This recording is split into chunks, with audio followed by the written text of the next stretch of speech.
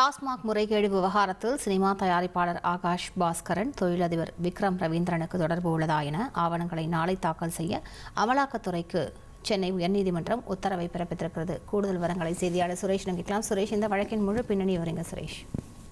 வணக்கம். 1000 கோடி ரூபாய் டாஸ்மாக் முறைகேடு தொடர்பாக திரைப்பட தயாரிப்பாளர் ஆகாஷ் பாஸ்கரன், தொழிலதிபர் விக்ரம் ரவீந்திரன் ஆகியோரது வீடுகள் மற்றும் அலுவலகங்கள்ல அமலாக்கத்துறையினர் சோதனை நடத்தினார்கள். இந்த சோதனையின் முடிவில் விக்ரம் ரவீந்திரனுடைய வீடு மற்றும் அலுவலகத்திற்கு சீல் வைக்கப்பட்டது.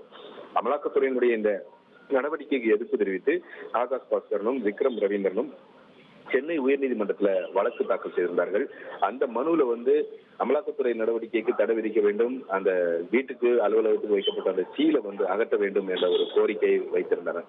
இந்த மனு நீதிபதிகள் MS ரமேஷ் மற்றும் V லட்சுமிநாராயணன் அடங்கிய அமர்வுல இன்றைக்கு மீண்டும் விசாரணைக்கு வந்தது. அப்போது ஏற்கனவே உயர்நீதிமன்றம் பிறப்பித்த உத்தரவின் அடிப்படையில் அமலாக்கத்துறை தரப்பில் ஆஜரான சிறப்பு வழக்கறிஞர் ரமேஷ் எந்த அடிப்படையில இவர்களிடம் விசாரணை நடத்த முடிவு செய்யப்பட்டது என்ற காரணத்தை விளக்கி ஒரு சீல் வைத்த கவரில் ஒரு அறிக்கையை தாக்கல் செய்தனர்.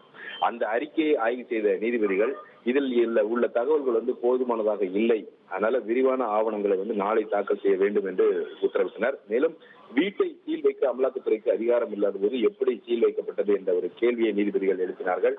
இதற்கு பதிலளித்த அமலாக்கத்துறை தரப்பு வழக்கறிஞர், வீடு சீல் வைக்கப்படவில்லை, தங்களை தொடர்பு கொள்ளாமல் கதவை திறக்க வேண்டாம் என்று நோட்டீஸ் மட்டுமே ஒட்டப்பட்டதாக தெரிவித்தார். அப்படி என்றால் அதற்கு என்ன அர்த்தம்? தன் வீட்டுக்கு செல்ல அவர் அமலாக்கத்துறையிடம் அனுமதி பெற வேண்டுமா என நீதிபதிகள் கேள்வி எழுப்பினார்கள். இதற்கு பதிலளித்த அமலாக்கத்துறை வழக்கறிஞர் அந்த நோட்டீஸை அகற்றி விடுவதாக தெரிவித்தார். நோட்டீஸ் ஒட்ட அமலாக்கத்துறைக்கு அதிகாரம் இல்லாத நிலையில சட்டவிரோதமாக செய்யப்பட்ட ஒரு செயலை சட்டப்பூர்வமானதாக மாற்ற வேண்டாம் என நீதிபதிகள் எச்சரித்தனர். ஆகாஷ் பாஸ்கரன் தரப்பில் ஆஜரான மூத்த வழக்கறிஞர் விஜயநாராயணன் 2014 முதல் இந்த முறைகேடு நடந்துள்ளதாக கூறி பார் உரிமையாளர்கள் விற்பனையாளர்களுக்கு எதிராக இந்த வழக்கு பதிவு செய்யப்பட்டிருக்கிறது. அப்படி இருக்கக்கூடிய சூழல்ல அந்த வழக்குல ஆகாஷ் பாஸ்கரன் வீட்டுல சோதனை நடத்தப்பட்டிருக்கிறது. முறைகேடு நடந்ததாக கூறப்படக்கூடிய அந்த காலகட்டத்தில் ஆகாஷ் பாஸ்கரன் பள்ளியில் படித்துக் கொண்டிருந்தார் என்று தெரிவித்தார்.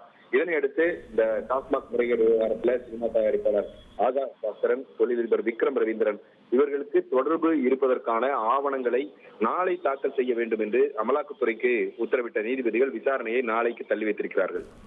விரிவான விவரங்களுக்கு நன்றி சுரேஷ். செய்திகளை உடனுக்குடன் தெரிந்து கொள்ள உடனே சப்ஸ்கிரைப் பண்ணுங்க.